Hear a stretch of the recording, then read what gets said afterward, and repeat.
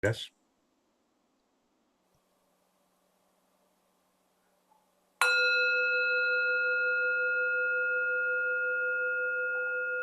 Vamos a hacer un momento de silencio.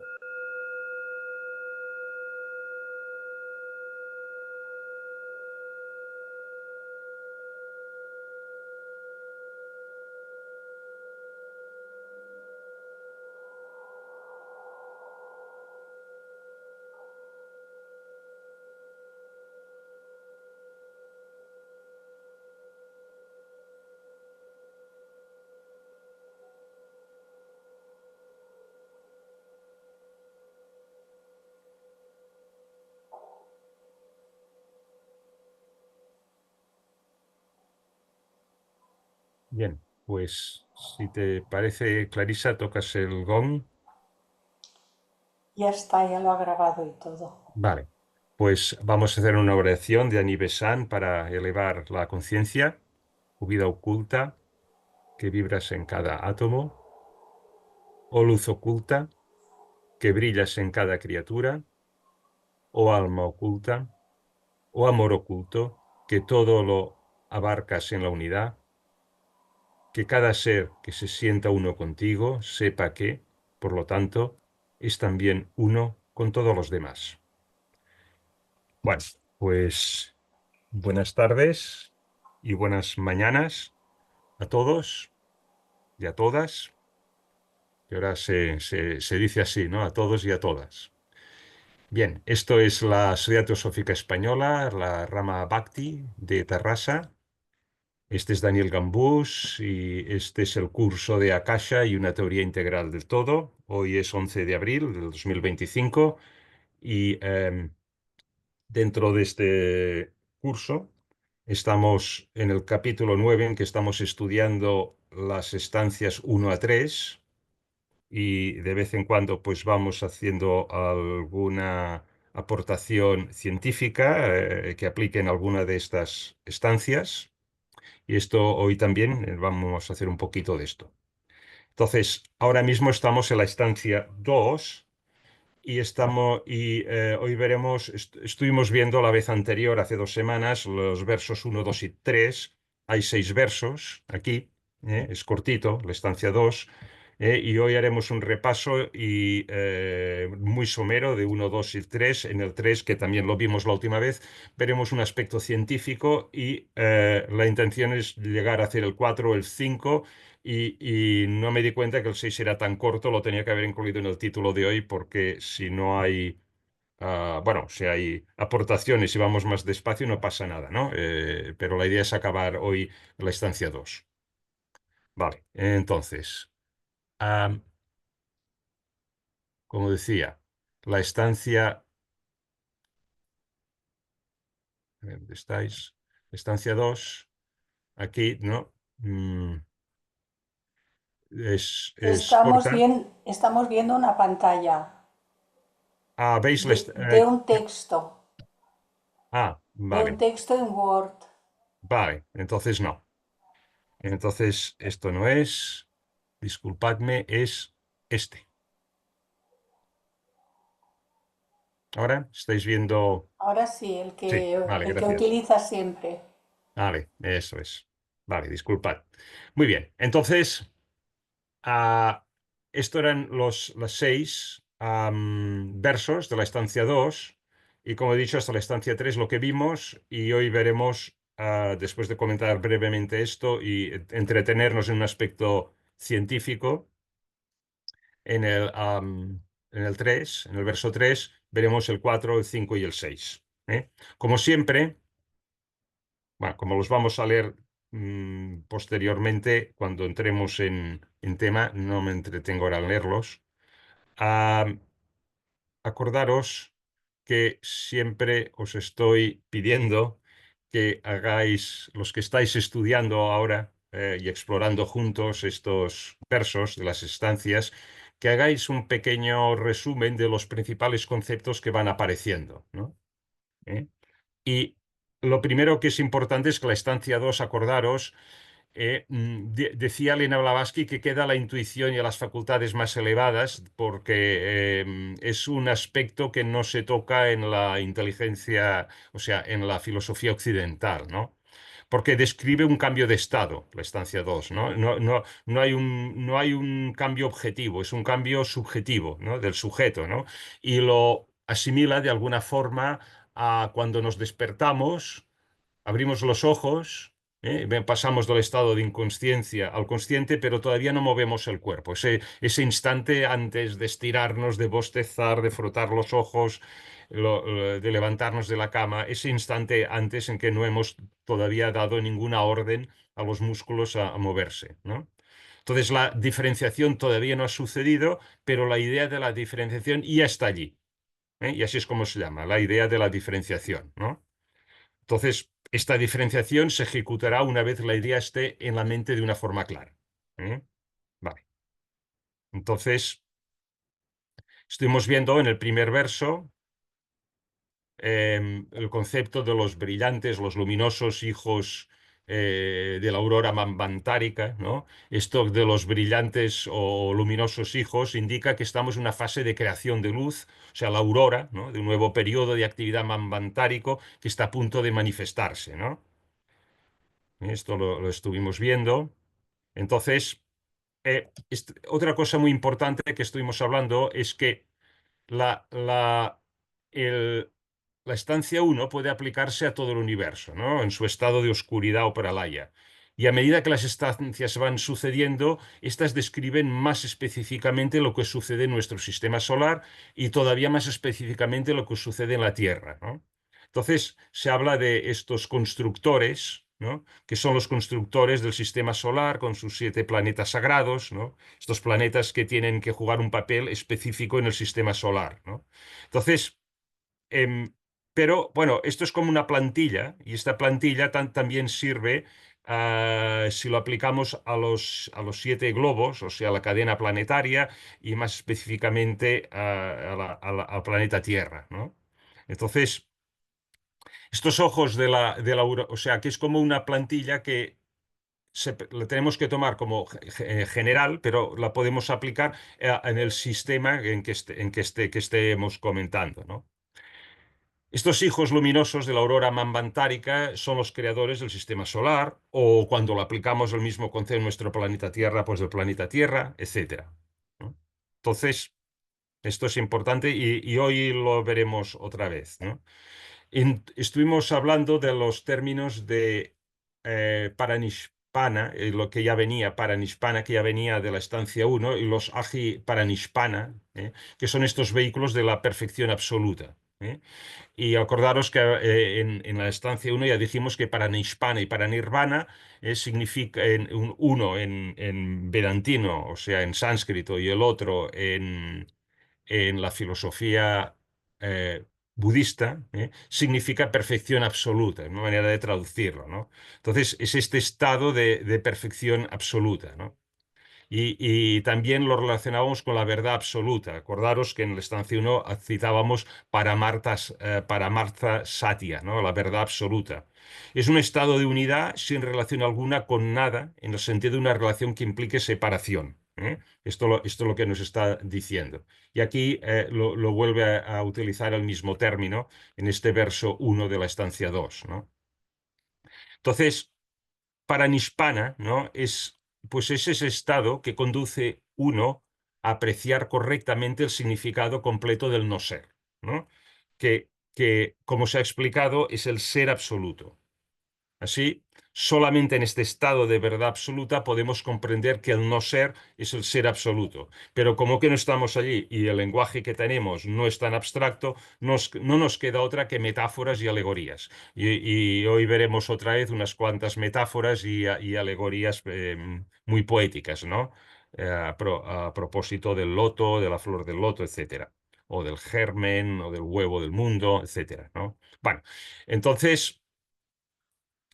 Mm, En el, cuanto más elevado estemos en un plano o en el plano que esté que sea más elevado, pues esos vislumbres que podemos tener sobre este ser absoluto estarán más cerca de esta realidad absoluta, ¿no? Por supuesto, ¿no? Que esto funciona así, ¿no?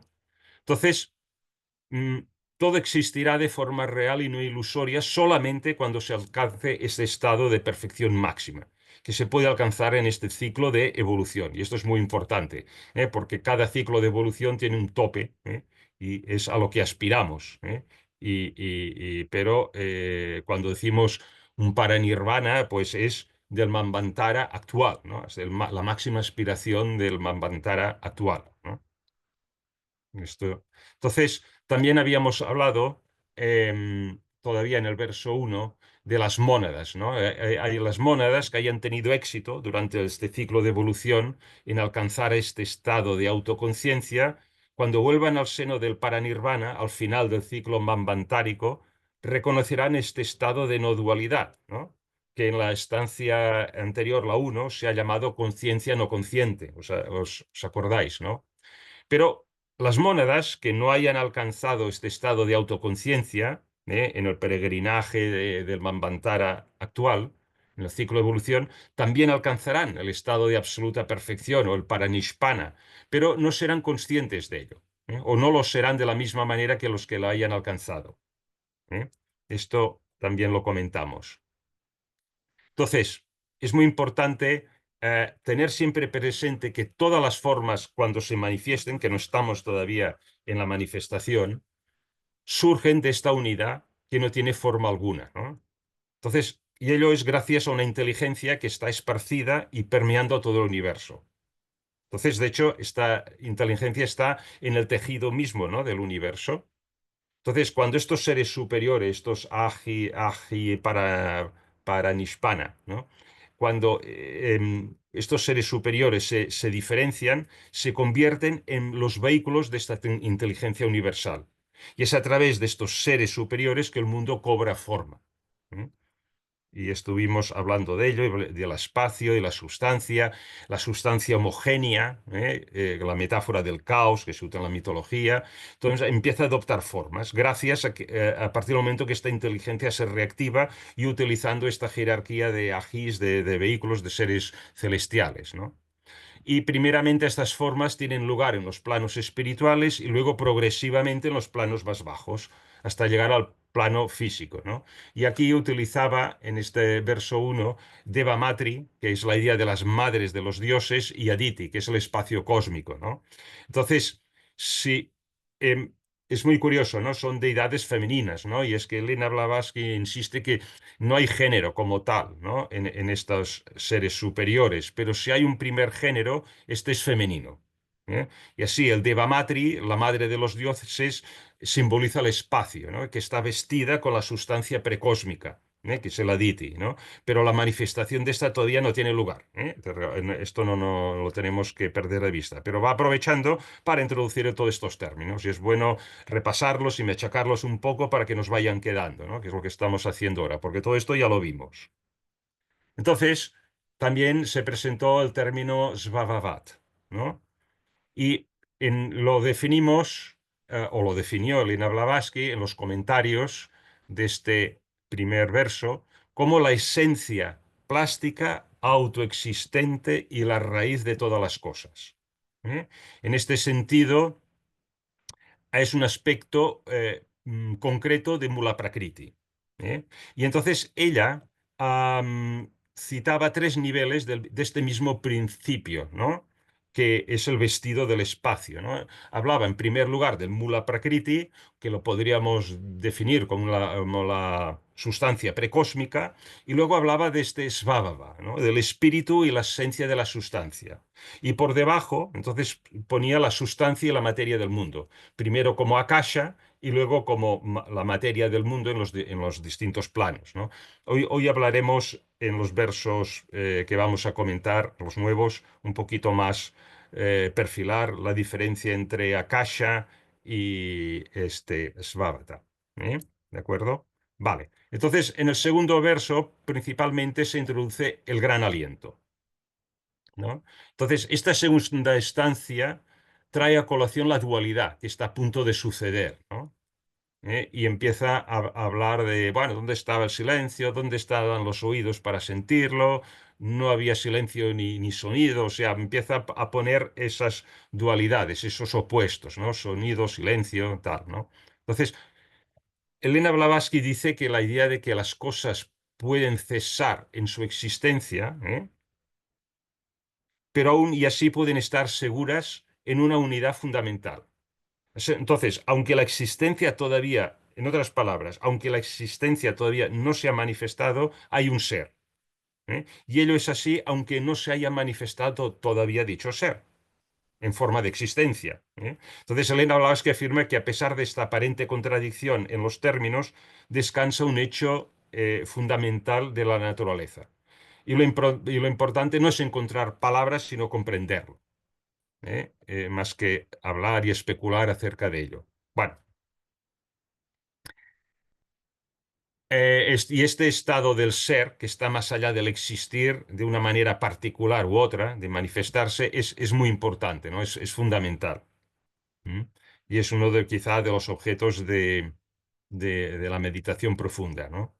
Bueno, entonces cuando hablamos de este aliento, estamos hablando en realidad del aspecto más espiritual de este principio, del aliento.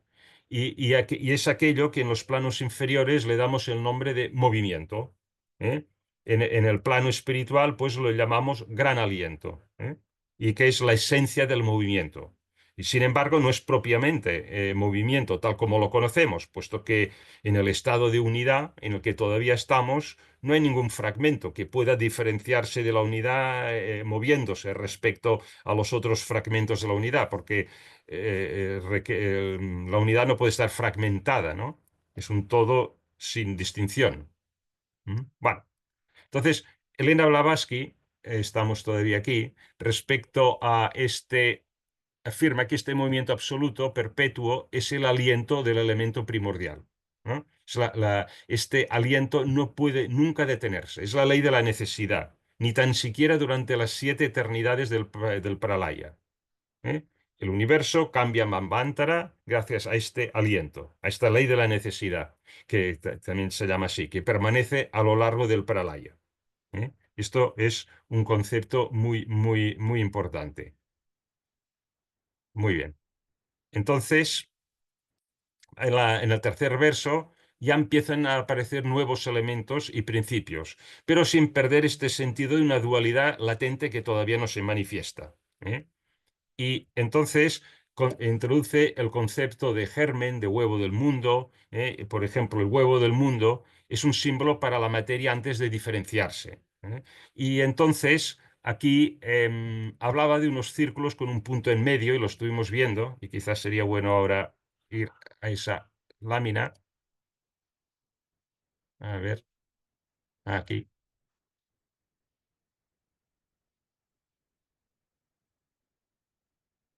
Bueno, entonces os acordáis, ¿no? De esto. Entonces, es un círculo con un punto en medio, ¿no?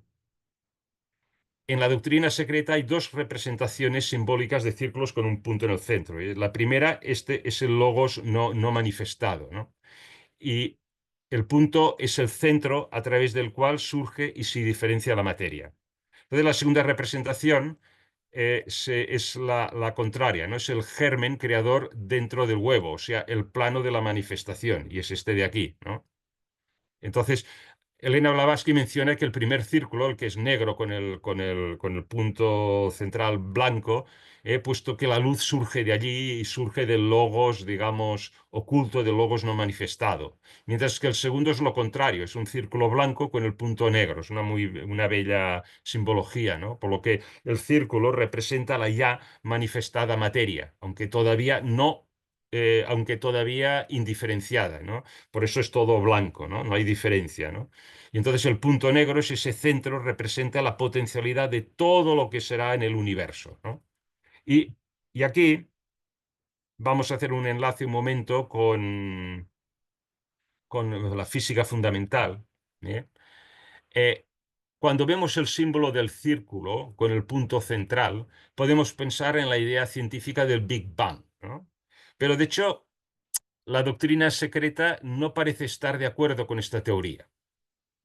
La idea de expansión a partir de un centro es solamente cierta simbólicamente de acuerdo con la doctrina secreta, ¿eh? Y ello es así porque la sustancia precósmica o mula prakriti llena todo el universo y el espacio ya está allí, ¿no? Cuando esta sustancia precósmica es activada, lo es en todo el universo a la vez. Y si estamos hablando del sistema solar, en todo el sistema solar a la vez. Y si estamos hablando de un sistema que es la cadena planetaria Tierra, pues en todo el planeta Tierra y sus 7 globos, a la vez, ¿no? ¿De acuerdo?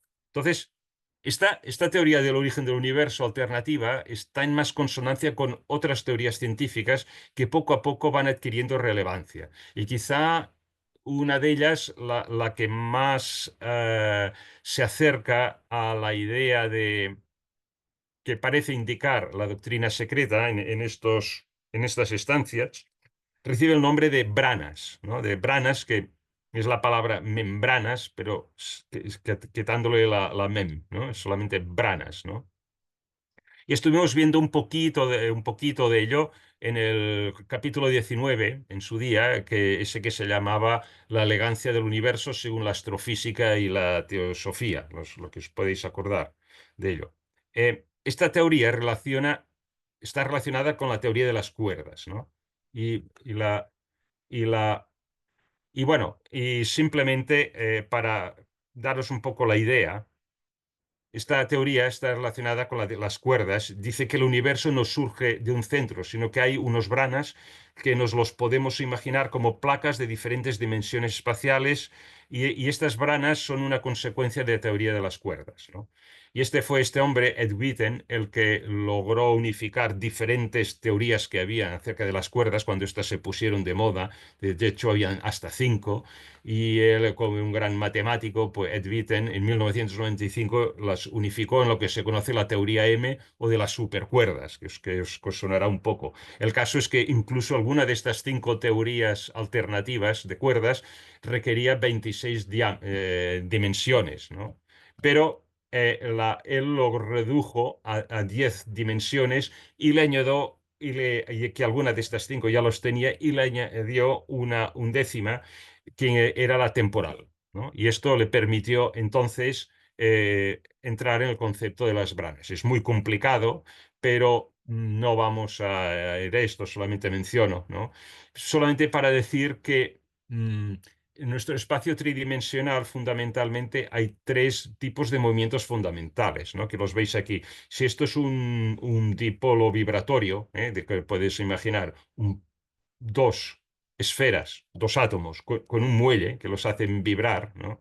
Bueno, pueden tener 3 tipos de movimiento. El propiamente del vibratorio, sin moverse, o pueden tener una traslación, o sea que se desplazan, o pueden tener una rotación sobre sí mismos, ¿no? O pueden tener una combinación de 2 de ellos o de los 3 de ellos. Pero es que además en el universo hay, unos dicen 20, otros dicen 28 constantes del universo que definen el universo tal como es. Estoy hablando por ejemplo, la constante de la gravedad o la constante de permeabilidad del campo magnético en el vacío o lo mismo del campo eléctrico o la masa que tiene un electrón o la que tiene un quark. En fin, hay una serie de parámetros que si solamente desajustáramos un poquito uno de estos o la constante de Planck, solamente que desajustáramos un poquito uno de ellos, pues el universo tal como lo conocemos no sería posible. Entonces, la combinación de estas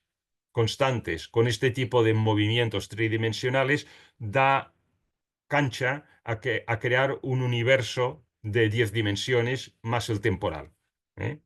Esto es simplemente una forma súper eh, súper resumida, ¿no? Y entonces ya tenemos esas cuerdas que son serían las que forman los quarks y las las partículas, las subpartículas fundamentales son mucho más pequeñas, son del orden de la constante de Planck, con lo cual no son observables. Y esta es la crítica principal que hay hoy en contra de esta teoría de las supercuerdas, que si tú no lo puedes medir, observar, ver, pues bien, es una teoría o es una filosofía, ¿no? Pero los científicos no lo consideran todavía como tal. Pero la verdad es que explica muchas cosas, entre ellas mm, estas membranas que llamó Brana, Witten, que pueden tener tres dimensiones y si tienen suficiente energía pueden crecer enormemente hasta alcanzar el nivel de un universo.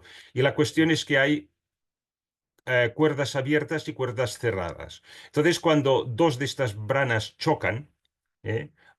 Las cuerdas abiertas pueden quedar enganchadas a la otra brana. Y esto explicaría el que las cuerdas abiertas serían pues las propias que explican el fenómeno de la gravedad, porque se han detectado una serie de anomalías de la ley de la gravedad que hacen sospechar que tal como Newton la planteó, sí, funciona muy bien a nivel macrocósmico, pero a nivel microcósmico ya no funciona así. Y eso se explica muy bien con estas membranas, perdón, con estas cuerdas abiertas que cuando membranas de distintos universos chocan, pues digamos que se quedan enganchadas en el otro universo, ¿no? Con lo cual la gravedad sufre una anomalía, ¿no? Bueno, esta teoría, en definitiva, relacionada con la teoría de las cuerdas, ¿no? Y las podríamos imaginar estas branas como si esto fuera el superuniverso, cada rebanada sería una de esta barra de pan, sería una brana, ¿no? Perdón. Sí, Clarisa, querías decir algo, ¿no? Sí, quisiera preguntar si la comparación que hace significaría que cada rebanada es uno de los planos según la nomenclatura de la teosofía. Ah, pues no llegué tan lejos porque, claro, esta gente, los científicos hablan de planos físicos, ¿no? Aunque tengan más Es dimensiones. que eso es una teoría, claro. Claro, y es, Físicamente lo que hay es lo que hay y ellos llegan hasta donde llegan. claro, Pero poner en lo físico ahí rebanadas como universos paralelos en el físico, sí, eso tiene, mira, me chirria. Solo puedo sí, decir la palabra me chirria y me mucho. chirria. Bueno, otra manera de verlo es que quizás el mundo físico es un reflejo de este mundo metafísico y que de alguna forma esos siete planos cósmicos metafísicos se reflejan en siete subplanos de Prakriti, ¿no? Físicos, no sé, pero hay unas semejanzas curiosas, ¿no? Y en todo caso, a lo que iba es que esta teoría, relacionada con la teoría de las cuerdas, dice que el universo no surge de un centro, lo de los branas, sino que hay estos branas que nos los podemos imaginar como placas de diferentes dimensiones espaciales y cuando se tocan o chocan, rebotan uno contra la otra a causa de la fuerza de la gravedad. Y estas branas son de distintas dimensiones, ¿no? Entonces, estas branas, que eran homogéneas, ¿no? Empiezan a coagular en sistemas diferenciados y al separarse los dos branas, el contenido de materia y energía gradualmente vuelve a homogeneizarse, ¿no? Y Lo que, nuevamente la gravedad se volverán a atraer y volverán a tocarse, con lo cual esta teoría es cíclica, ¿no? Y lo está que mucho más cerca de dice, la exposición de la cosmogénesis de la doctrina secreta. sí, Simplemente este era el punto, ¿no? sí, lo ¿Qué que quería dice decir? sobre que la teoría que dice que no surge de un solo punto, Mm, sí que se correspondería en la parte de la doctrina secreta, mm, que después de presentar estos símbolos del punto con el círculo y tal, más adelante dice, es un punto que está en todas partes y una mm, circunferencia que no está en ninguna parte, mm. Sí, para que no así se es. confunda el símbolo con lo que es realmente. Exacto. Claro, cada símbolo y cada analogía tiene sus limitaciones, ¿no? Entonces, sí, mira, precisamente yo ha puesto otro, esto es de otro trabajo que ahora estoy compartiendo en el grupo de Martin Leiderman y que aquí lo presentaré como un capítulo acerca del átomo, la visión teosófica y científica del átomo y de los elementos químicos que tengo previsto incorporarlo también en el trabajo de Akasha, pero solamente para decir que hay en la estancia 3 verso 11 que todavía pues nos quedan unas cuantas sesiones para llegar allí al ritmo que vamos. A ver si lo cojo. Es este. Sí, es este. Espera, lo pongo así. Vale, fijaros. Esto me adelanto, porque esto en su día lo veremos con mayor detalle, pero es para fijaros de alguna forma cómo Elena Blavatsky tuvo estos vislumbres y luego la ciencia moderna, ¿no? La física moderna, pues, caray, pues va y lo que descubre en el mundo de Prakriti se ajusta a la visión que tenía ella de la cosmogénesis metafísica, ¿no? Y es que, bueno, no sé, pues tal como dice la tabla de la esmeralda de Hermes, ¿no? Así como arriba, así abajo, así abajo, así arriba, ¿no? Dice, esta es la stanza 3, la sloka 11. Padre, madre, tejen una red. Y salto, ¿eh? Solamente pongo la parte que aquí tiene sustancia. Y esta red es el cosmos. Se expande cuando el aliento del fuego está sobre ella y se contrae cuando el aliento de la materia la toca. ¿Eh? Se expande cuando el aliento del fuego está sobre ella y se contrae cuando el aliento de la materia la toca. La expansión y contracción de la red, expresando aquí el movimiento pulsatorio, porque es la contracción y expansión regulares del océano infinito y sin orillas. A ver, esto está expresando en un Big Bang, ¿no? Está expresando un universo que se contrae y que se expande, que se contrae y que se expande, ¿no? Y así al infinito, ¿no? Y desde el infinito y al infinito, ¿no? Entonces, claro, casi 30 años después de que Elena Blavatsky publicara La Doctrina Secreta, aparece un señor en 1917 que se llamaba Albert Einstein y aplicó su recién formulada teoría general de la relatividad al universo y descubrió que éste debería estar expandiéndose, contrayéndose. Y dijo, bueno, utilizó igual la misma palabra que tú has dicho antes, Clarisa, le chirrió. ¿Cómo puede ser? Un universo que se expanda y que se contraya. Anda ya, esto no es posible. Y entonces, ¿qué hizo? Bueno, ¿por qué? Porque en su tiempo, pues se pensaba que había la idea newtoniana del universo. El universo es un espacio infinito, inmutable, allí todo está regido por las leyes de la gravedad y nada más, ¿no? Y es, bueno, que de alguna forma sí, se asemeja al concepto que tenemos de espacio absoluto, ¿no? Pero eso no lo veía él en el mundo físico. Entonces, dado que esta idea no fue aceptada científicamente, ¿qué hizo Albert Einstein? Pues añadió un término a su ecuación que se le conoce como constante cosmológica para mantener un universo estático. Si ponía en su fórmula que resumía la teoría de la relatividad, ¿eh? Le ponía esa constante, pues el universo era estático, no sufría contracciones y dilataciones. Bueno, y ahí y todos contentos y felices Pascuas y le dieron el premio Nobel. Pero años después había un astrónomo, Edwin Hubble, que descubrió que el universo en realidad se está expandiendo y a medida que todas las galaxias se van alejando unas de otras, pues cada vez se va acelerando más esta expansión, ¿no?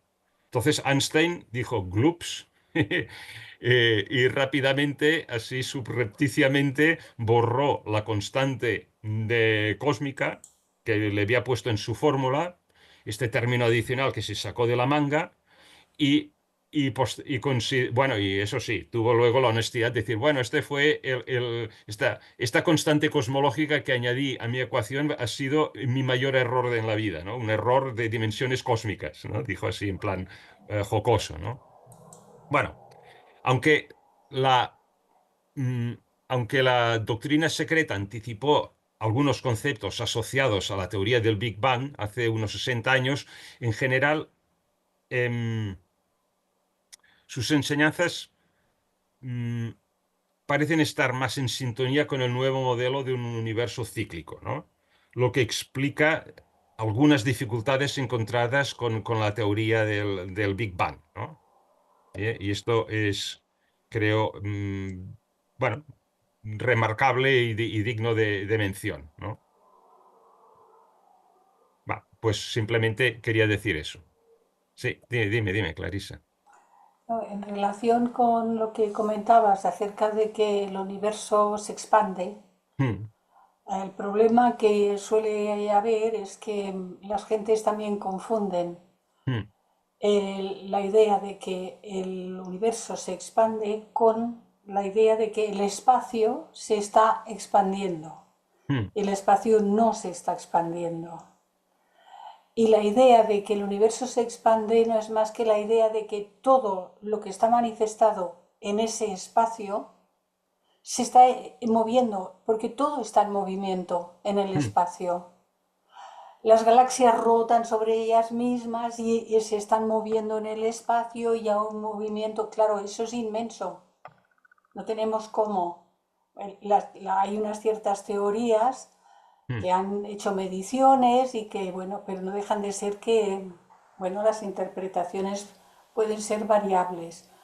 Pero expandirse implica que de un tamaño pasa a otro tamaño. mm, No, lo que está ocurriendo es que todo cuanto está manifestado en el plano físico está en movimiento, en constante movimiento. Y esto, a la hora de analizarlo, puede dar una idea mm. a los científicos. Sí. Pero en fin, yo no sé nada, ¿eh? Bueno, es claro, hay un espacio relativo y un espacio absoluto. ¿Eh? Em, pero bueno, lo hablaremos un poco más a fondo cuando toquemos el verso 11. ¿Eh?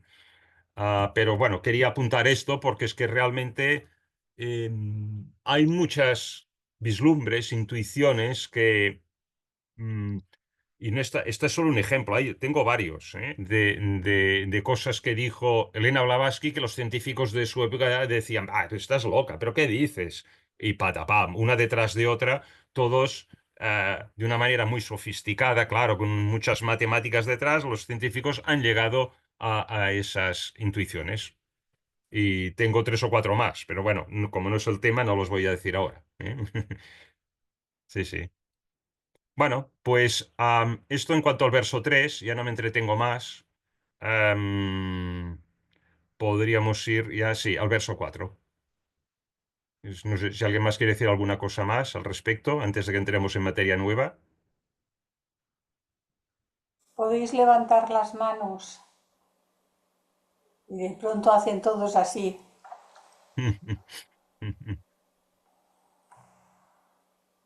A ver, creo que es a partir de aquí.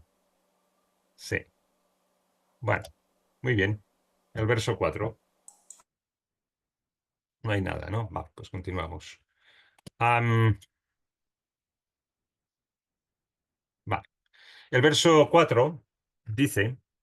Su corazón no se había abierto todavía para recibir el rayo único y caer después como tres en cuatro en el regazo de Maya, ¿no? Es un interesante concepto y vamos a ver esto del 3 y 4, qué quiere decir, ¿no? Entonces, para ello, como siempre, lo que hago es extraer unos cuantos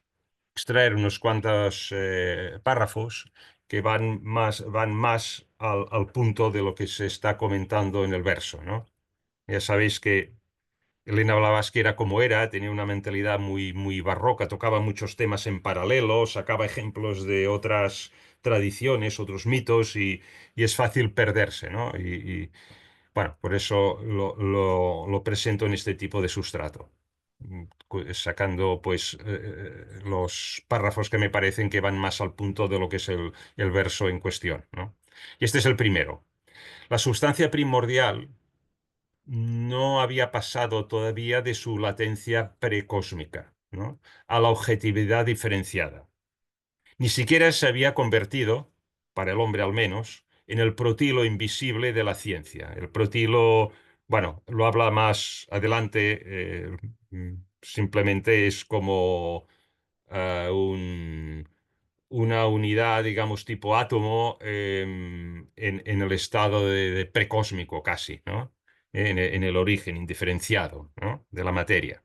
Bueno, pero en cuanto suena la hora y se vuelve receptora de la impresión foática del pensamiento divino, el logos o aspecto masculino del anima mundi alaya, su corazón se abre. Repito, pero en cuanto suena la hora y se vuelve receptora de la impresión foática del pensamiento divino, su corazón se abre. Se diferencia. Y los tres, padre, madre, hijo, se convierten en cuatro. Bueno, vamos a ir pasito a pasito, porque la cita se las trae. Primero de todo, si entendemos la madre en su aspecto más abstracto, este estado es estado de materia primordial o simbólicamente, ¿no?, la Virgen celestial. Esta no es productiva todavía, ¿eh? O sea, todavía no se ha manifestado, pues porque se trata aún de la sustancia precósmica, ¿no? O sea, todavía no hay manifestación. Esto no hemos de perder este norte, ¿no? Entonces, este es el estadio del cosmos que se está describiendo ahora. Y esta sustancia precósmica es todavía virgen, no está preparada todavía a recibir el rayo del logos, ¿eh? Y así empezar la diferenciación. ¿De acuerdo? Entonces, seguidamente dice, ¿dónde estás? Aquí, pero en cuanto suena la hora y se vuelve receptora de la impresión foática del pensamiento divino, el logos o aspecto masculino del anima mundi alaya, hablando del pensamiento divino, su corazón se abre. Vale. Entonces, ya trataremos posteriormente los términos nuevos, tales como alaya, lo tocamos un poquito en la estancia 1, pero volveremos a ello más profundamente, no aquí. Lo esencial es la idea que se quiere comunicar. El logos, a través del primer rayo, es el principio activo y la madre loto es el principio pasivo. ¿eh? Cuando se unen, ¿qué sucede? Pues que el universo es creado.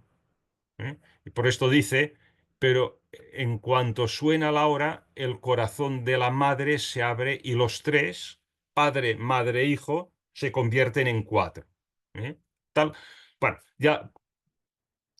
ya lo veremos cuando se trate el proceso de la manifestación, que es a partir de la estancia 3, ¿no? Pero la dualidad padre-madre se vuelven una triplicidad, ¿no? Y el siguiente paso de la cosmogénesis es que esta triplicidad, padre, madre, hijo, se vuelve una cuadruplicidad, ¿no? Creo que se dice así. Por ejemplo, la raíz tetra, del tetraquis, de Pitágoras, significa cuatro, ¿no? Y son cuatro niveles en que se ordenan, como en un gran triángulo, los 10 primeros números y cada línea del triángulo representa una verdad fundamental del universo, ¿no? ¿Os acordáis, no?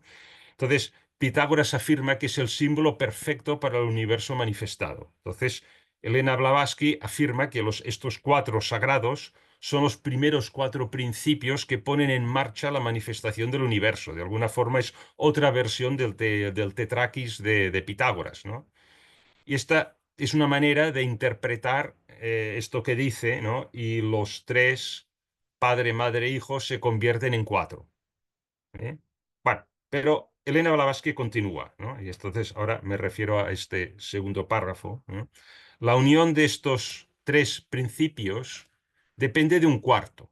Ahora lo especifica, cuál es este cuarto, ¿no? La vida que radia desde de las cúspides de lo inalcanzable, para convertirse en una esencia, con mayúscula, universalmente difundida en los planos manifestados de la existencia. Entonces, padre, madre, hijo son una unidad y un cuaternario como manifestación viviente. Vale. Entonces, en su aspecto todavía no manifestado, padre, madre, hijo son unidad.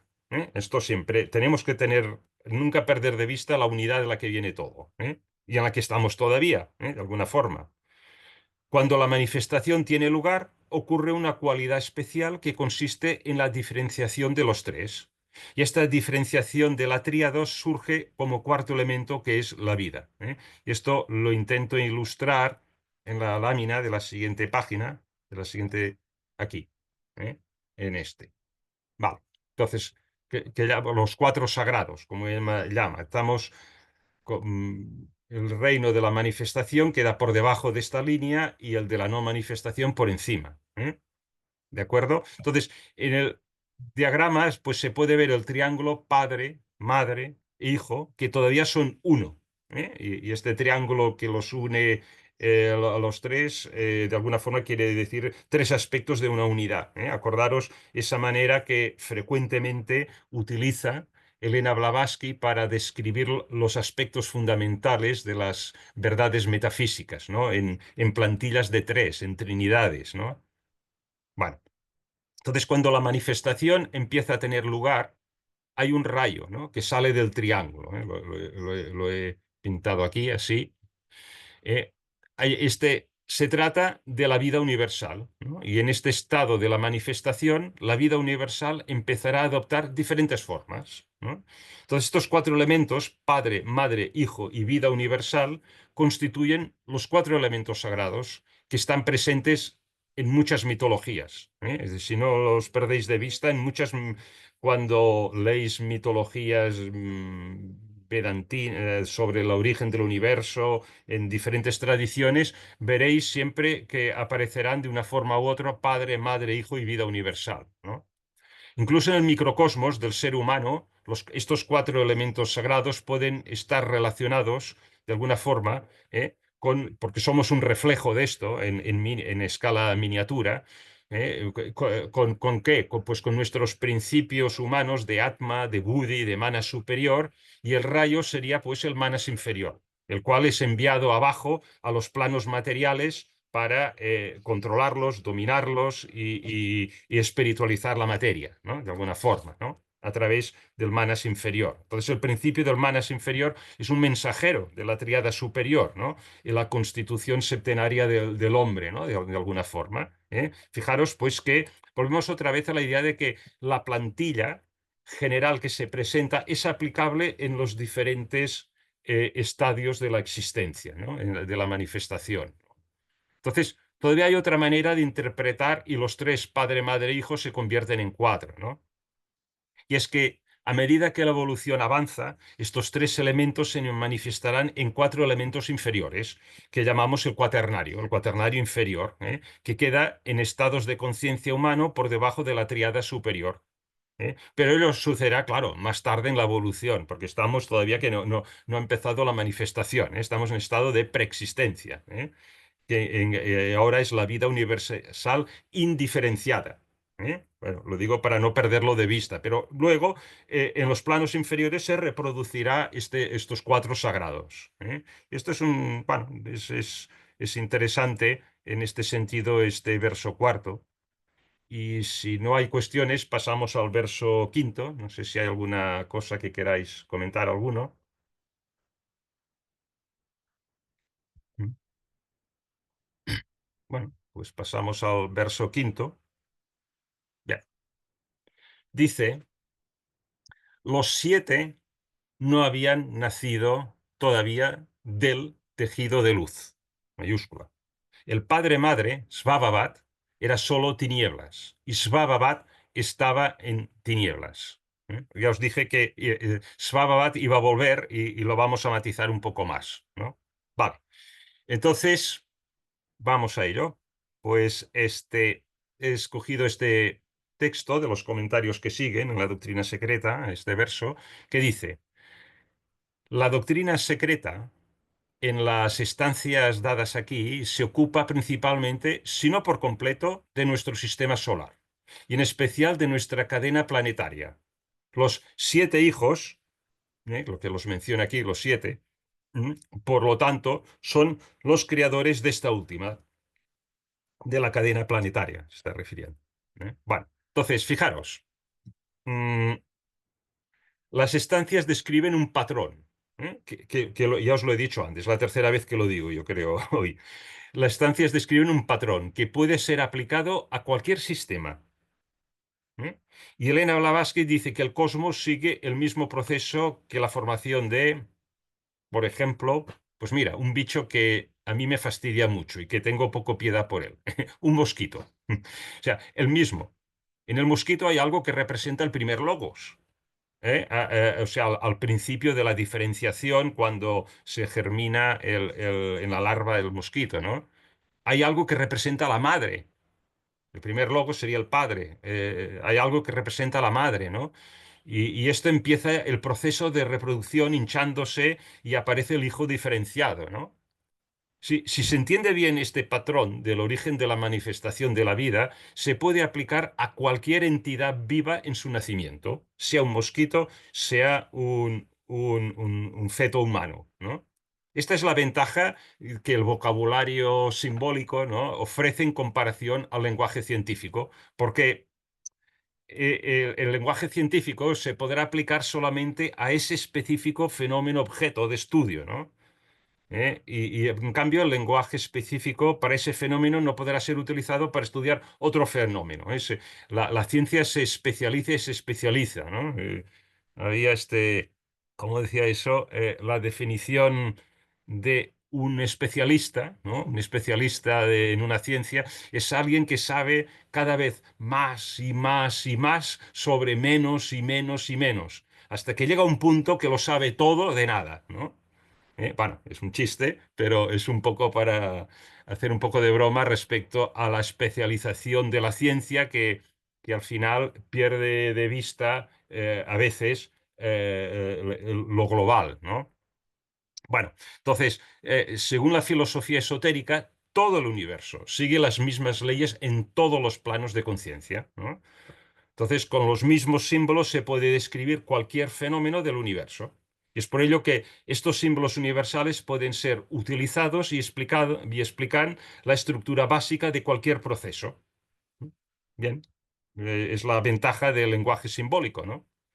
Entonces, en este caso, tal como los siete ajis o vehículos son los siete seres celestiales más elevados del universo, los siete hijos son un reflejo, los siete hijos que comenta aquí, del sistema solar, por ejemplo, o la cadena del planeta Tierra, los siete ajis, ¿no? Los siete hijos son un reflejo de los siete ajis. Y por lo tanto son el Elohim que crea la cadena planetaria, ¿no? El Brahma, ¿no?, del cual la Tierra forma parte, ¿no?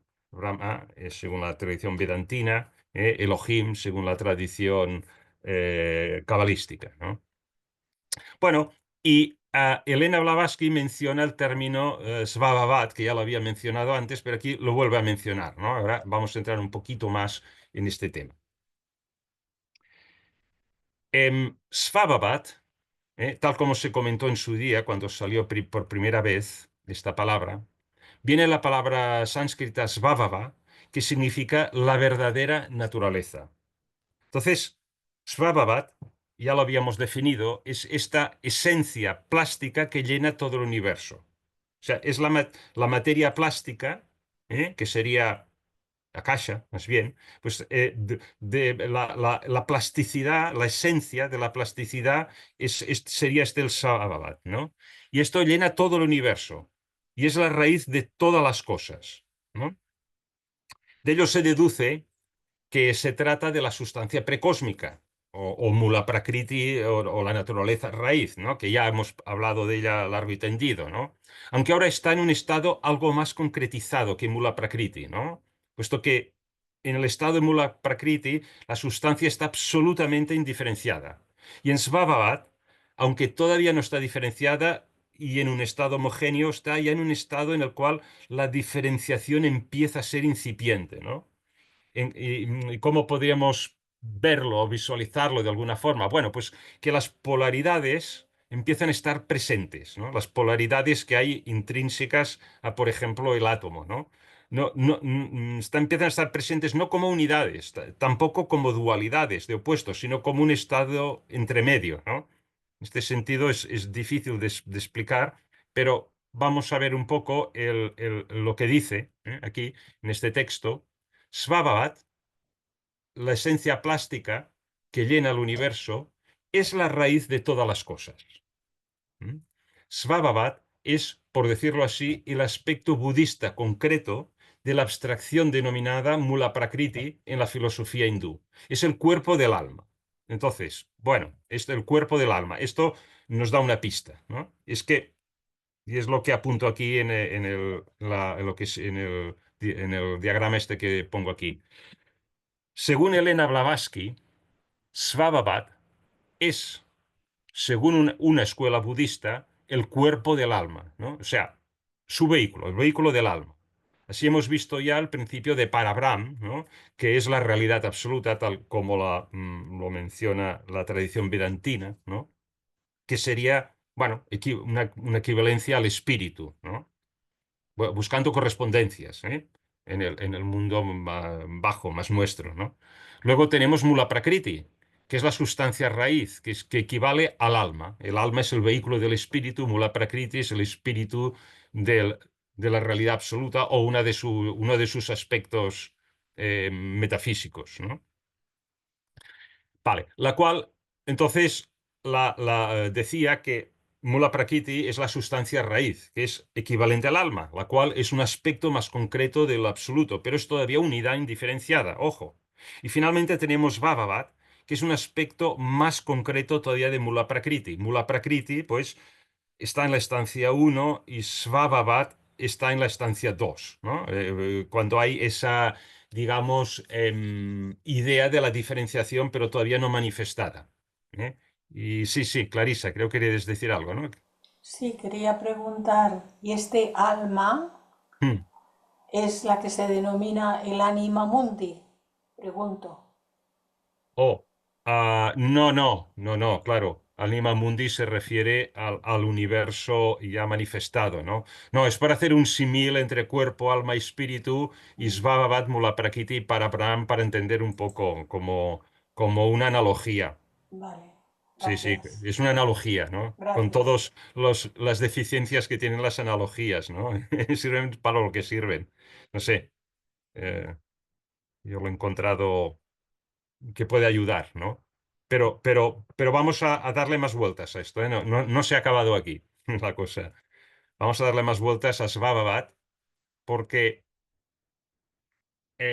luego dice el padre madre, Svabhavat, ¿no? Era solo tinieblas, ¿no? Y Svabhavat estaba en tinieblas, ¿no? O sea, Svabhavat aquí es llamado padre madre, ¿eh? Fijaros, ¿eh? Porque con Svabhavat ya se empieza a hablar de alguna forma de esta dualidad primordial, a pesar que sigue estando en la unidad, ¿eh? Por esto lo he puesto aquí así, ¿no? O sea, hay una incipiente dualidad, en la unidad, pero es unidad todavía, ¿no? ¿De acuerdo? Son los dos principios que se convertirán en opuestos cuando empiece la manifestación, ¿eh? Entonces, esto es lo que he intentado yo aquí recoger en este diagrama, que vemos a padre-madre y más tarde, en la estancia 3, este padre-madre serán llamados las dos sustancias hechas una, ¿eh? Pero bueno, no me voy a adelantar, ¿eh? Y entonces sí que podríamos hablar del átomo, es otra analogía que tendrá sus limitaciones. Aquí he puesto, no sé, un átomo que es de 1, 2, 3, 4, 5. Este sería el del boro. Mira, este sería el del boro. 5 protones y 5 electrones, ¿no? Que se neutralizan y en estado de reposo el boro, pues, es neutro, ¿no? Entonces, lo digo esto porque tienes un átomo neutral, ¿no? Y tenemos cargas negativas en la corteza electrónica y tenemos, bueno, cargas positivas en el núcleo, los protones, y en el estado de reposo del boro, que este es os digo que este elemento químico es el boro, 5, pues está neutralizado. Se neutralizan las cargas negativas con las positivas, ¿no? Y tenemos un átomo neutral del boro. Entonces, eh, tan pronto como empezamos a separar los electrones del átomo, obtenemos electricidad, ¿no? Y si viene por aquí otro átomo que atrae un electrón de estos y ¡shop! Se lo roba, pues eso genera pues una reacción química, pero al final es un proceso electrolítico, ¿no? De una transferencia de electrones, ¿no? Entonces, obtenemos electricidad de alguna forma y el átomo se ioniza. Al átomo le falta un electrón, con lo cual, como que tiene un protón más que electrones en la corteza, pues presentaría una carga más uno. ¿Eh? Porque uno de los protones no está neutralizado porque el electrón se marchó. Y esto es lo que se llama un átomo ionizado. Entonces, la electricidad es una manifestación de energía, ¿no? Y Mula Prakriti pues sería como un átomo en el cual no hay diferenciación entre los protones del núcleo y los electrones, de forma que el efecto neutro, el efecto total sería neutro, ¿no? Lo veríamos como una bola, en que neutro, ¿no? Sin más, ¿no? Svabhavat sería el mismo átomo neutro en unidad neutra entre las cargas de protones del núcleo y las cargas negativas de la corteza electrónica, pero que los electrones pueden potencialmente ser separados del núcleo, ¿no?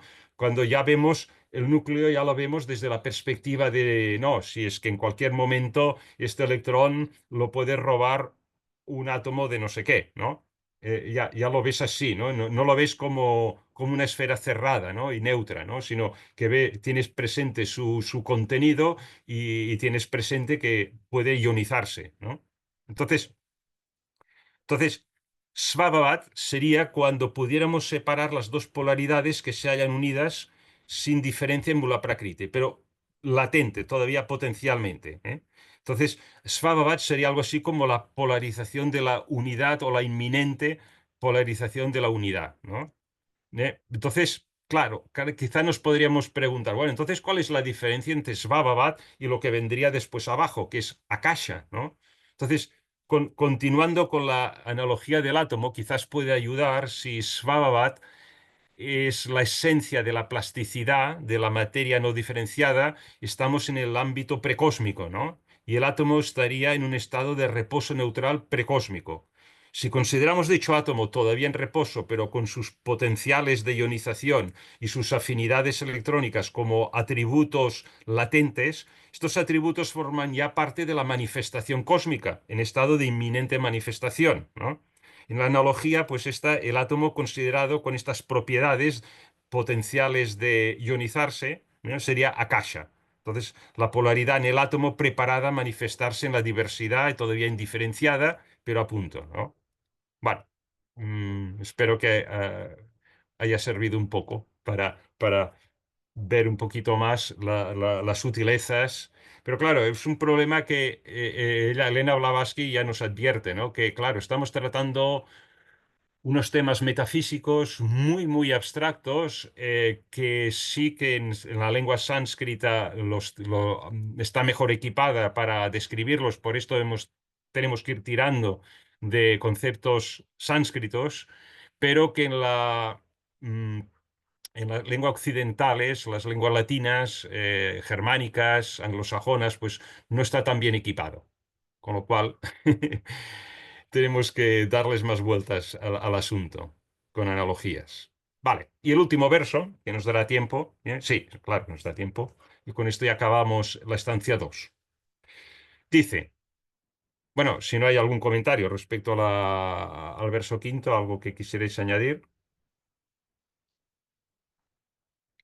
Vale.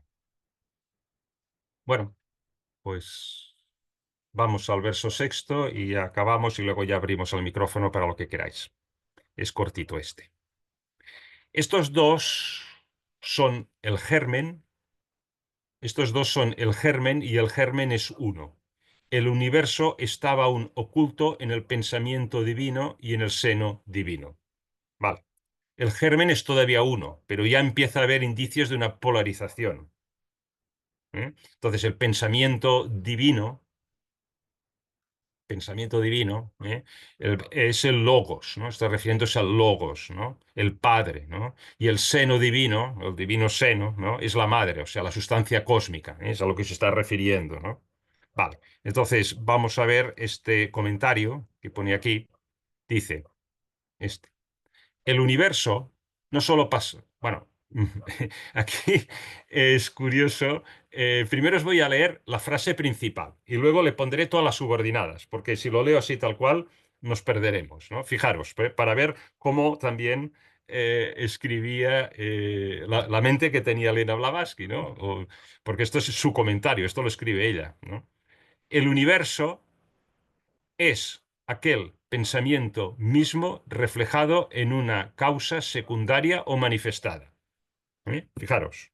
Y todo el universo ¿eh?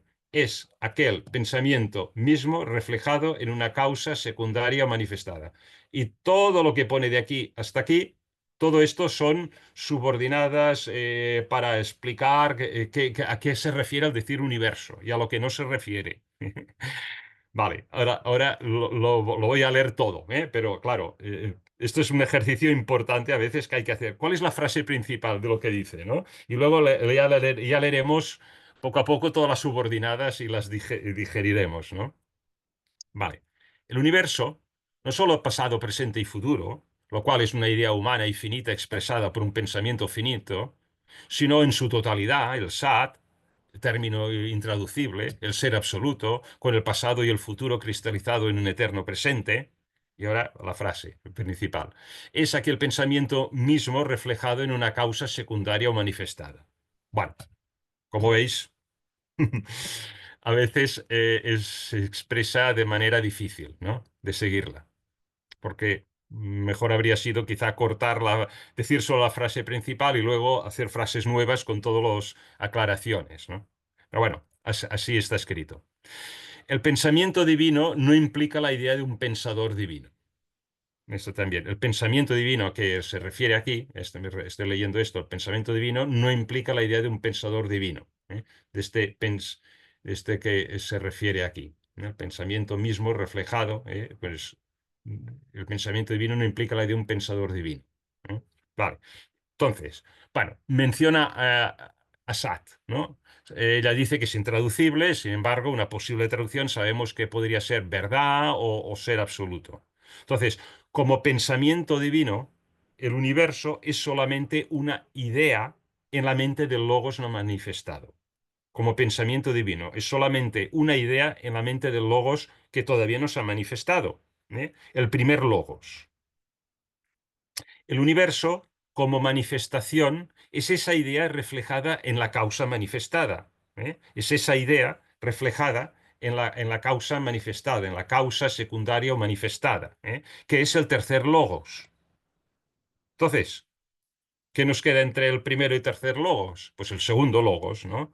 Entonces, el segundo logos es este svabhavat del verso anterior, que se sitúa entre el primer y el tercer logos. Elena Blavatsky tiene una tendencia en la doctrina secreta y en todos sus escritos a obviar el segundo logos, ¿no? Y solamente a referirse al primero, el no manifestado, y al tercero, el manifestado. Como porque además muchas veces los menciona así, el no manifestado y el manifestado respectivamente, ¿no?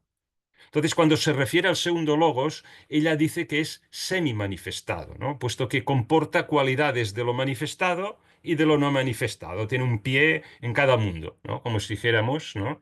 Y en tal sentido, el segundo logos es un puente, ¿no? Entre el logos no manifestado y el logos manifestado.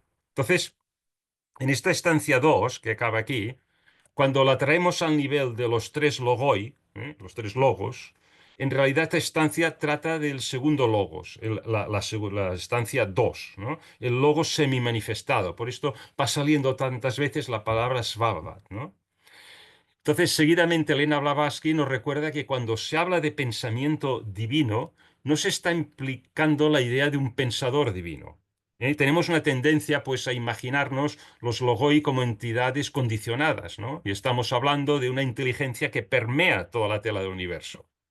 Y, consecuentemente, esta inteligencia se manifestará a través de cualquier entidad que aparezca en el universo, o en una forma más o menos perfecta, ¿no? Dependiendo del plano de conciencia en el cual aparezca. No es lo mismo que esa mm, inteligencia se manifieste en el plano prakriti, que en el plano astral, que en el plano mental, etcétera, ¿no?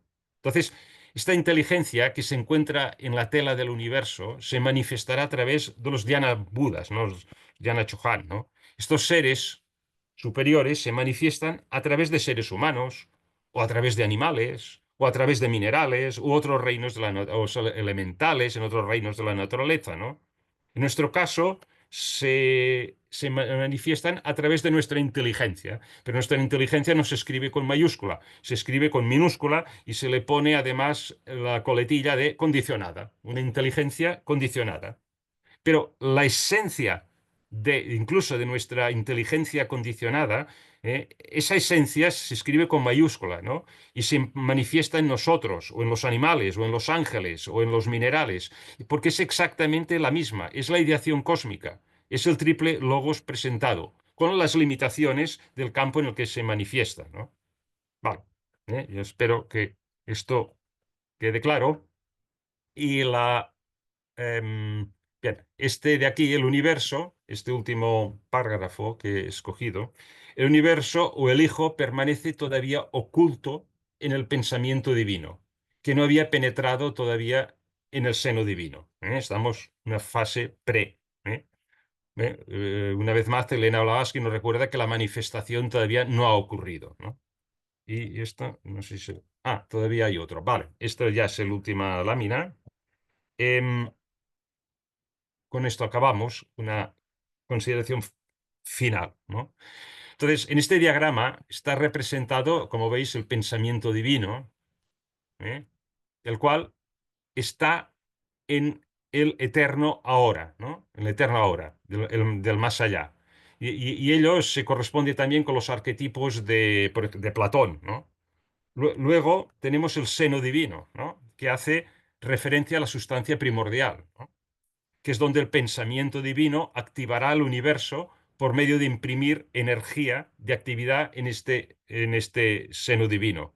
Sin embargo, ello ocurre a través de los siete hijos, de los constructores, ¿no? Que son siete seres celestiales. Son ellos los que traen el pensamiento divino a la luz de la manifestación por medio de imprimir esas ideas en el seno divino. ¿Eh? Y entonces es cuando ocurre la manifestación del universo. Y veremos en la siguiente estancia, cuando empecemos el próximo día, que ya será el viernes después de Semana Santa, la estancia 3, habrá llegado el momento en el cual el universo se manifiesta. Y también se notará que el lenguaje cambiará, ¿no? Y que las imágenes que se utilizarán serán muy diferentes de las que hemos manejado en estas dos primeras estancias. Y con esto, pues, lo dejamos aquí y abrimos el micrófono, si os parece, si hay algún comentario, alguna pregunta, algo que se pueda aclarar, en fin, dejo de compartir.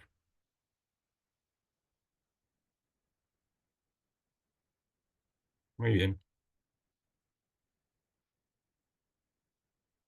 pues esto ha sido lo que ha dado la segunda estancia de sí. Sí, son los aspectos más complejos que hay. Sí, es cuando, a partir de la estancia 3 con la manifestación, ya es más concreto, ya son cosas que podemos tocar más, ¿no? Estas dos primeras estancias son muy abstractas, claro. Bueno, no he levantado la mano, Bien. pero sí, no, que siguiendo todo lo que tú vas explicando, Ujú. mm, nos facilitas a la Perdón. mente, nos facilitas a Ah, nuestra mente abstracta, pues al menos intentar seguirte, porque para que podamos entrar un poco más en profundidad con estos pensamientos, necesitamos, creo yo, más desenvolvimiento de la parte búdica, seguramente. ujú, Pero se te puede seguir y quiero que lo sepas. O sea ujú. que gracias por tu esfuerzo y por tu manera de hacérnoslo llegar. O sea, yo te lo agradezco mucho, Daniel. Bueno, Eh, vamos bien, a hacer lo que gracias. podamos. No Ujú. quiero añadir nada más. Gracias. Bueno, nada, oye, a ti por tus amables palabras y sí, se trata entre todos, exploramos estos difíciles textos, ¿no? Y los intentamos hacer asequibles y también ayudan mucho los gráficos, creo yo, por esto siempre que puedo pongo un gráfico porque Yo mismo lo hacía también cuando estudiaba. A veces no tomaba notas, simplemente hacía gráficos, líneas, flechas, cosas y así es una manera... De hecho, ¿sabes, María Rosa? Yo pienso que la mente superior, la mente manásica, búdica, se mueve por imágenes, ya no se mueve por palabras. Entonces... no sé, lo que hemos visto es el padre-madre allí metido en una unidad, en una elipse, y así, ya ves eso y ya traes, te viene todo el conocimiento, más que conocimiento, toda la comprensión de la estancia 2, ¿no? Que no encuentras las palabras. Bueno, unos tienen más facilidad para ponerles palabras que otros, ¿no? A ello, pero bueno, también es la gracia del artista, ¿no? ¿Cuánto dice un artista con su obra, ¿no? En fin, no quiero decir que mis gráficos sean obras, por Dios, pero que es una manera de transmitir comprensión, ¿no? A través de los diagramas, gráficos, analogías.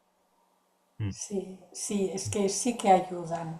mm, Yo tengo uno que es de la estancia quinta, ujú, cuando habla del dragón de sabiduría y los 7 hijos ujú, del dragón de sabiduría. ujú. Lo tengo cerca, si queréis lo puedo compartir. Son dos Por favor. diapositivas, solo son 2 diapositivas, no os asustéis. Ujú,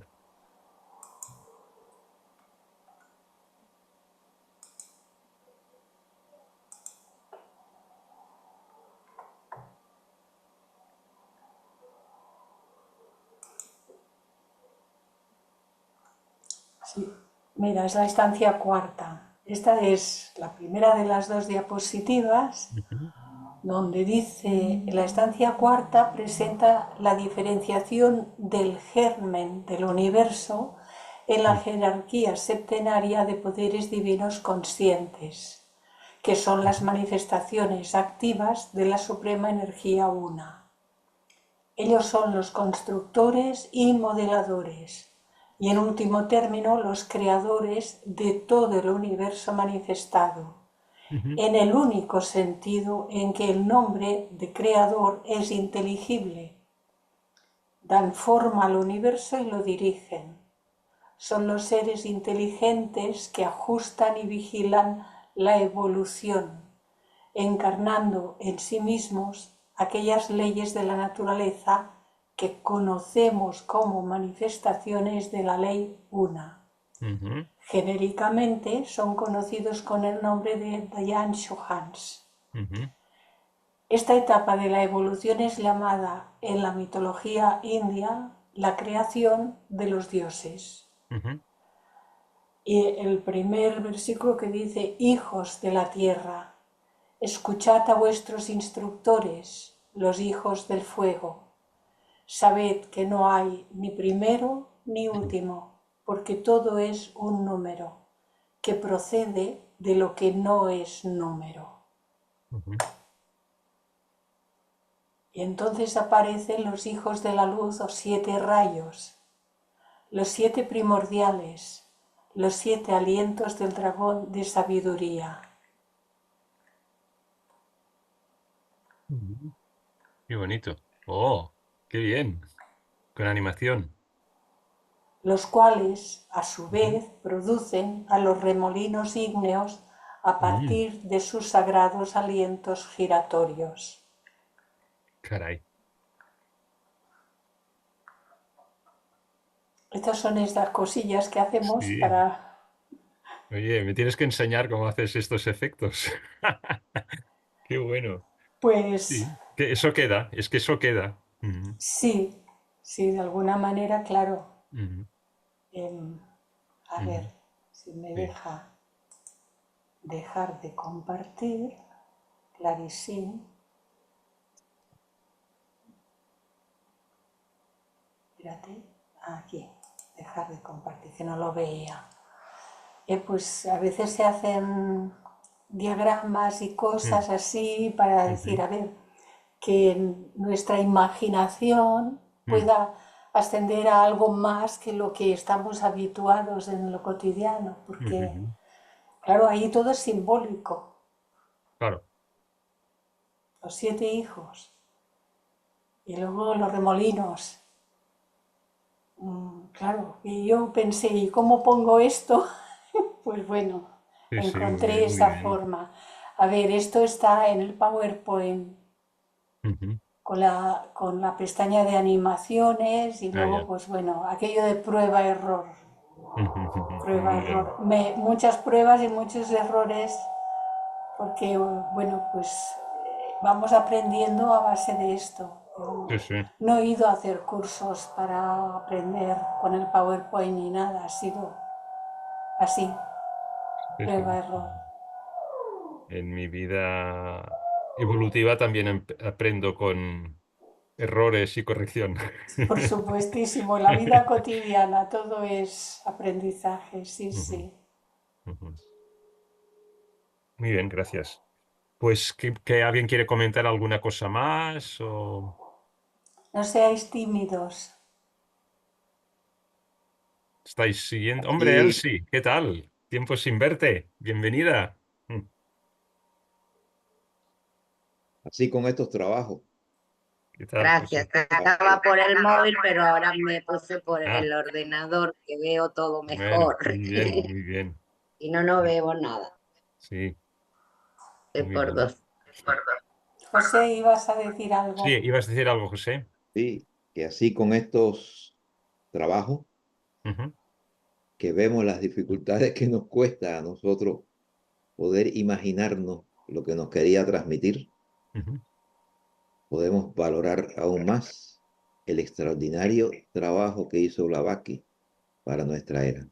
mm, Mm. mm, Entregó con las dificultades, los enredos para entender y todas esas cosas, pero nos entregó una cantidad de información extraordinaria que según vaya pasando el tiempo, pues las generaciones que vamos pasando, pues vamos dándole moderación a las dificultades esas y habrá más y más personas que puedan imaginarse y entender todas estas cosas para poder asimilar más la teosofía.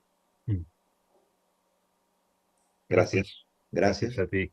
a todos ustedes porque Pues mira, fuerte todo. en esto que dices, José, ya os he enseñado antes una lámina de lo que es el trabajo del átomo. Es que allí he recogido diferentes vislumbres que Elena Blavatsky tuvo, que luego la ciencia ha ido por ese camino, ¿no? Sí, sí, Como lo que he dicho de las teorías cíclicas de la creación del universo, lo que he dicho antes. Pero hay más cosas.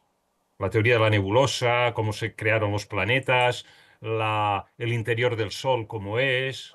Claro, es que si lo pones en perspectiva de lo que ella decía y lo que los científicos de su época de Elena Blavatsky decían, completamente distinto de cómo lo entendemos ahora, pues, o sea, es impresionante cómo se adelantó medio siglo, ¿no?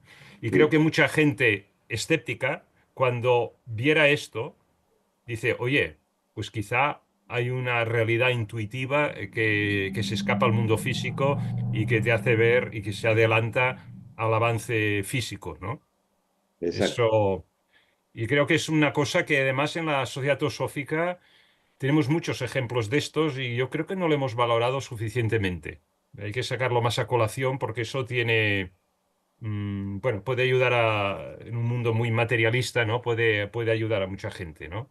Al menos a plantearse unas realidades que se escapan a lo habitual, ¿no?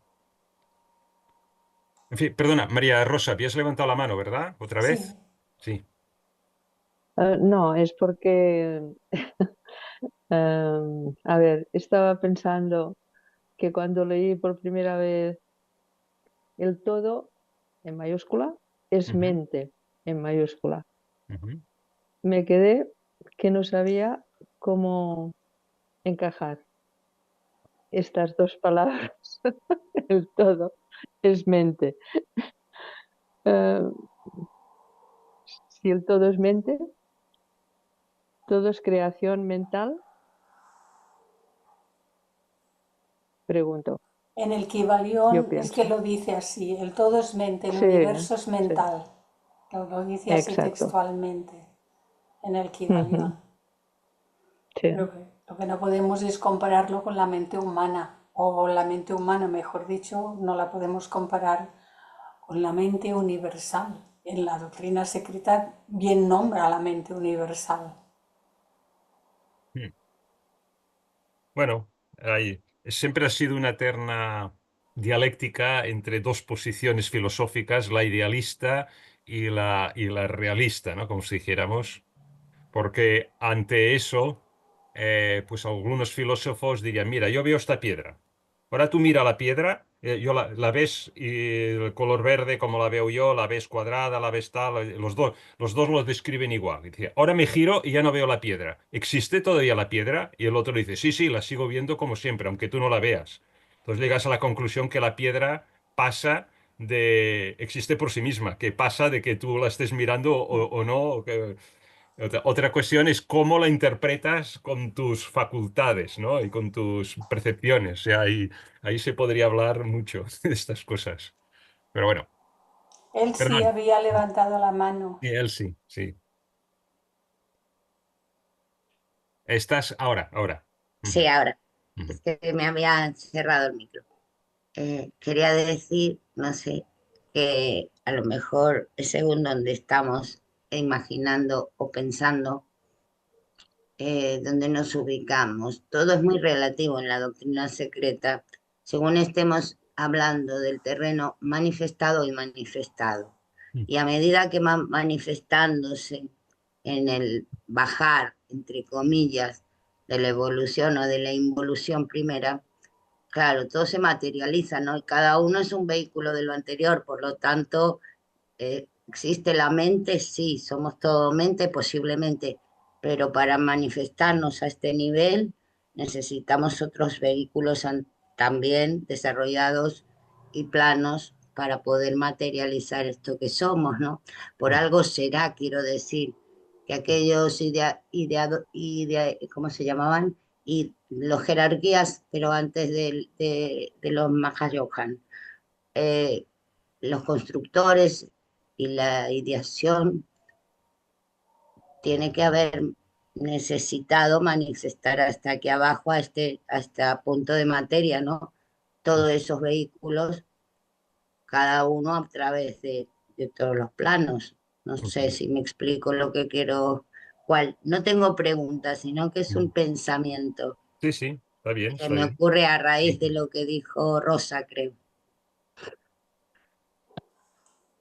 Muy bien, sí, sí. A ver, digamos que todo es muy relativo en la doctrina secreta, pero hay unas plantillas que ella presenta en términos generales y luego se pueden aplicar a cada estado de conciencia, ¿no? A cada plano. O sea, por ejemplo, los cuatro sagrados, ¿no? Con lo que acabamos de hablar, ¿no? Padre, madre, Padre, madre. hijo, y vida, ¿no? Indiferenciada, ¿no? Claro, lo puedes bajar a cada nivel y en cada nivel de estado de conciencia esa plantilla sirve. Entonces, hay un lenguaje simbólico que es universal en la doctrina secreta y que luego en el sistema en concreto que estés, sea el sistema solar, sea el universo, sea o sea el cosmos, sea la galaxia, sea el ser humano, lo que sea, o la cadena planetaria Tierra, pues aplica ese mismo. En este sentido, hay una parte Plantilla. absoluta, hay una parte absoluta y hay una parte relativa, ¿no?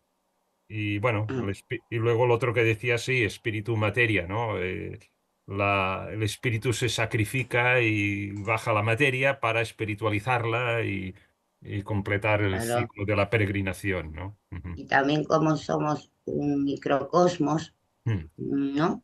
mm, Pues también quiere decir que se verifican los principios del Kybalión, que lo de arriba es lo de abajo, pero en ese aspecto no, mm, que nos asemejamos. O sea que lo que dices de las plantillas es mm. perfectamente aplicable a cualquier eh, plano en que se Correcto. encuentre la manifestación, ¿no? Sí, O el terreno. No sé si es aplicable esa plantilla, lo he manifestado, no, no. sí, claro. Amén. Claro, está claro, porque al fin y al cabo la materia lleva impresa, está impregnada del espíritu, ¿no? También. Un átomo, lo dice Elena Blavatsky, un átomo es Sí, un reflejo del universo, es un universo en pequeño. Allí está el logos, ¿no? sí, También. sí. ¿Eh? ¿Eh? Todo, la Ahora, esencia, ¿qué estado sí. de conciencia tiene el átomo? Pues el átomo, la manera que manifiesta esa conciencia una en su nivel bajo de átomo es a través de las leyes de atracción y repulsión electrónica. ¿Eh? Claro, el hombre también también estamos sujetos a atracciones y repulsiones, porque nos atraen más unas cosas, nos atraen más unas personas y sentimos rechazo para otras, pero somos más sofisticados y le añadimos a esos impulsos o instintos básicos, les añadimos emociones, ¿no? Claro, Emociones humanas, ¿no? Eso se es complica. sofisticado, pero si lo ves, es lo mismo, funcionamos como un átomo. Claro, Lo cual quiere decir que sí, ese logos ¿eh? Está en todo y cada uno de los sistemas que nos podamos analizar del universo, desde el átomo hasta la galaxia, mm, ¿no? Y más allá, en los planos superiores, por supuesto. Ujú, claro. ujú. Gracias. A ti, a ti. Muy bien. ¿Alguna cosilla más? Pues si no hay nada más, solamente me queda desearos unas felices Oye, Pascuas. perdona, Sí, Daniel, antes de que despidamos y mm, cerremos, sí. tal vez podrías hacer un recordatorio de este encuentro de mañana Sí, en sí. el que va a participar Sí, Manuel sí, sí, Manuel, es verdad. Gracias por y dar recordármelo. y Y dar luego los las jornadas datos. ibéricas también. Sí, sí, Sí, bueno, de claro. las jornadas ibéricas yo ya he enviado el programa a todo Sí, el mundo, sí, sí. pero esto de mañana no tengo. Vale, vale. Pues esto, sí, sabéis que a través de Ginara Hadassa y Manuel Fernández, pues se ha organizado esta actividad de un seminario religioso porque, bien, en la teosofía pues muchas veces citamos a las otras tradiciones, ¿no? Y se vio la necesidad, pues bueno, vamos a hacer un seminario informativo, ¿no? Y este sábado que viene, no sé si estás por ahí, Manuel, todavía. Sí, ¿Estás por ahí? ¿Estás está por por ahí? ahí. Si quieres Sí. decir algo, creo que es a las 11:15. Nos hablará del misticismo sufista. Eh, si quieres decir alguna cosita, Manuel, que estás por ahí, Hola, Manuel. está, quizá ya desconectó él. Ah, pues No, no está por está. aquí Manuel cerca. Muñiz no está. Ya, vale, No, no habrá está. Manuel desconectado. no está. Vale, vale. Bueno, Ahora. pues estará Ay, muy Daniel, un segundo ocupado. si quieres. ¿Perdona? Hola. Os he puesto en el chat, Sí, he hecho un pantallazo porque no me da tiempo de buscar ahora el enlace, sí. pero he Vale, puesto un pantallazo del enlace para lo de mañana, de lo de la charla de Manuel. vale. Ah, muchas Yo gracias, tengo Pilar. apuntado que Cuando es se, a perdón, las 11 de la mañana. Es a las 11, sí. Sí. ¿Y has puesto los perdón. códigos, Pilar? Están ahí en... Lo que pasa que es un pantallazo, no es de clicar y te conectas, pero con esos códigos ya Bueno, pero podéis los entrar. pueden anotar, ¿verdad? Sí, Sí. Vale, yo lo estoy copiando y lo pondré luego en el chat mío y te lo paso a ti también, si quieres, Clarisa, si quieres distribuirlo. Yo tengo los datos y yo ya no Vale, puedo, no, y además ya no puedo distribuir. vale, A vale, partir de vale, aquí ya no.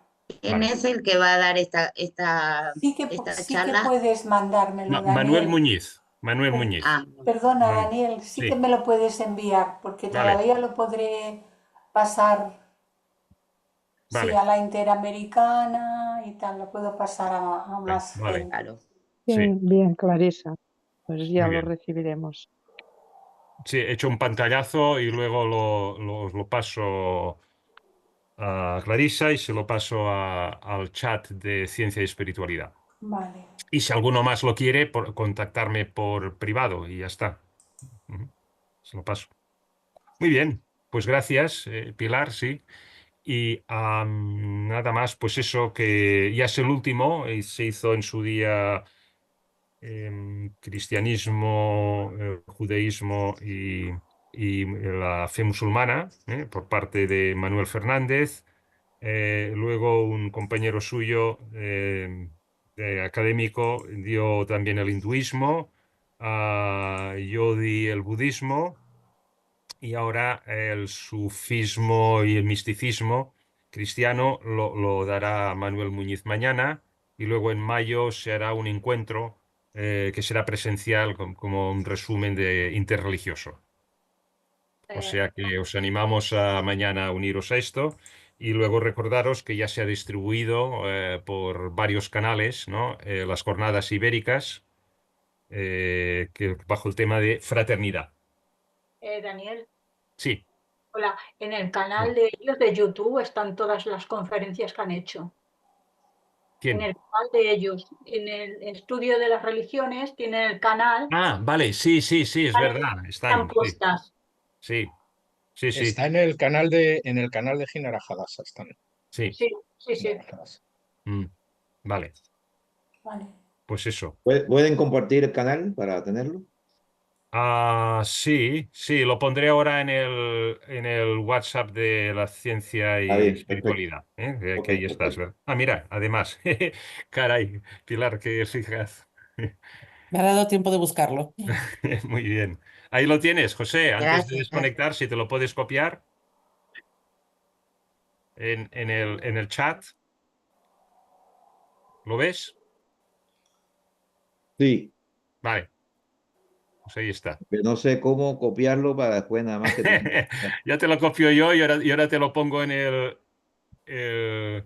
Si se lo en el este. pasas por Vale. mail, luego Sí, desde el mail es clicar y entrar. sí, sí, eso es. Muy bien, ya lo he copiado. Luego os lo pongo en el chat, y no ¿Qué sé va si a ser? alguno... y ¿Manuel Fernández o Manolo Muñiz? Manolo Muñiz. Manolo Ah, vale. Muñiz. Ahora, para distinguir Manuel y A Manolo, muchos de decimos. estos la acabo de ver, ¿eh? Sí. Manuel, Manuel y Pilar. Manolo. Sí, sí. Muy bien, pues eso. Que paséis unas, bueno, nos veremos mañana, quizá todavía la semana que viene hay algún día. Yo estaré en las jornadas ibéricas, tendré una pequeña intervención. El tema es la fraternidad. A ver cómo sale eso. Es unas Vale. jornadas ibéricas, se hacen entre la Teosófica portuguesa y la española. Se habrán intervenciones también en portugués. Ujú. Muy bien, Allí estaremos. Gracias. venga, buen fin de semana. Chao. Que vaya Chao a Finalizamos bien. todos. el... Dios. Gracias. Gracias. Gracias. Has cortado, ¿no? Ya la...